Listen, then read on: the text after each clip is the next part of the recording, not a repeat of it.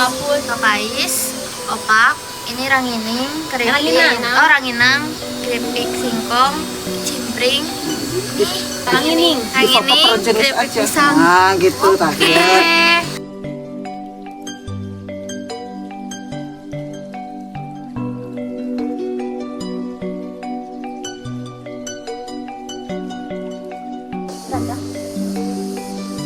Saya tinggal dulu ya. Enak banget. Enak banget. Rasanya gimana tesnya? Segar, manis, terus aroma Smoky. iya. Iya Kayak itu. segar manis. Iya. Oh gitu namanya sebenarnya kokosan. Kokos ya. Kokos ya, kokos itu digigit, di mut. Mut dikecap. Gimana Bu rasanya? Enak. Rasanya asam Saya pikir manis. asam enggak. Enak kok.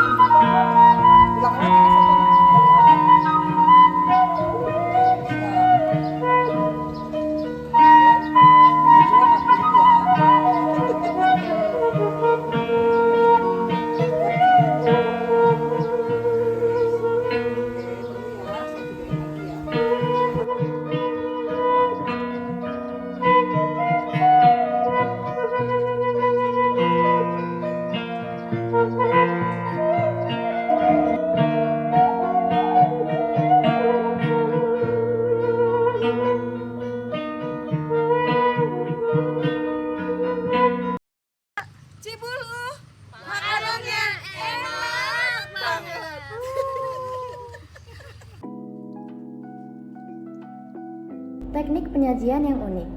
Tumpeng Sunda khas Desa Wisata Cibulu memiliki teknik penyajian yang unik dan berbeda dari tumpeng pada umumnya. Isian tumpeng ini tidak diletakkan di atas nasi, melainkan di dalam nasi. Lauk pauk khas Sunda seperti ayam goreng, ikan asin, sambal, urap, dan lalapan tersembunyi di balik nasi yang kemudian diselimuti dengan daun pisang. Teknik penyajian ini memiliki makna budaya di dalamnya, seperti isian di dalam nasi melambangkan kekayaan dan kelimpahan yang sembunyi di dalam diri manusia, sedangkan daun pisang yang membungkus melambangkan kesederhanaan dan kedekatan dengan alam. Otentisitas. Kabupaten Subang memiliki 2 desa dengan kuliner khas yang unik, yaitu Desa Cibuluh di Kecamatan Tanjung Siang dan Desa Cisaat. Masing-masing memiliki hidangan pepais dan opak dengan ciri khasnya masing-masing. Pepais di Desa Cibuluh memiliki bentuk persegi panjang, berukuran kecil, dan memiliki rasa gurih asin yang khas. Opak khas Desa Cibuluh memiliki rasa gurih, asin, dan ukurannya kecil. Kelangkaan. Dari segi pemenuhan atau ketersediaan bahan pangan dalam pembuatan masakan khas desanya, mereka tidak sulit memperolehnya dan tidak kekurangan bahan baku yang mereka perlukan. Banyak penduduk desa yang menanam sendiri bahan baku di sekitar rumahnya. Mereka hanya kekurangan beberapa bahan seperti tepung terigu, bawang merah, dan bawang putih yang mereka pilih untuk dibeli di pasar. Mapping bahan baku secara digital untuk akses berwisata.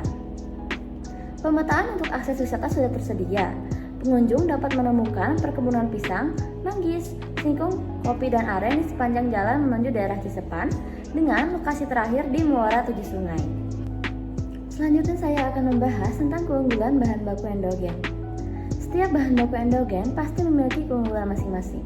Keunggulan tersebut terdiri dari keunikan, otentisitas, kelangkaan, dan mapping bahan baku secara digital yang akan dijelaskan lebih rinci sebagai berikut. Yang pertama, keunikan. Desa Cibuluh menawarkan keunikan tersendiri. Hamparan perkebunan singkong, manggis, dan pisang membentang di desa ini. Tak hanya itu, budidaya berbagai macam ikan dan persawahan yang menghasilkan beras berkualitas turut menjadi ciri khas Desa Cibuluh. Di setiap daerah pasti memiliki aturan dan norma yang perlu dipatuhi. Tugas kita sebagai wisatawan mencari tahu dan mempelajari norma dan etika pada daerah tersebut sebelum melakukan kunjungan wisata. Desa Cibuluh sendiri memiliki beberapa norma dan etika yang harus dipatuhi, terutama saat kita akan menikmati hidangan tumpeng hajat bumi. Sebelum memulai diadakan doa bersama, yang doa ini menunjukkan rasa syukur terhadap rezeki dan nikmat yang telah diberikan kepada warga Desa Cibuluh yang dipimpin oleh sesepuh Desa Cibuluh. Yang kedua, utamakan sesepuh dan orang tua yang mengambil dan menyantap hidangan tersebut. Yang ketiga, memulai potong tumpeng dari bagian tengah. Yang keempat, mengambil lauk yang ada di dalam tumpeng dengan rapi dan secukupnya. Yang kelima, makan menggunakan tangan kanan dan menjaga kebersihan sekitar. Lalu, sebagian warga juga dapat membawa tumpeng hajat bumi, lauk pauk, pepais, opak, dan kuliner lainnya ke rumah masing-masing sebagai bingkisan. Pengalaman yang tidak dapat dilupakan wisatawan saat mengkonsumsi hidangan di Desa Cibuluh. Ada banyak hal unik yang bisa dilakukan wisatawan saat mengunjungi Desa Wisata Cibuluh.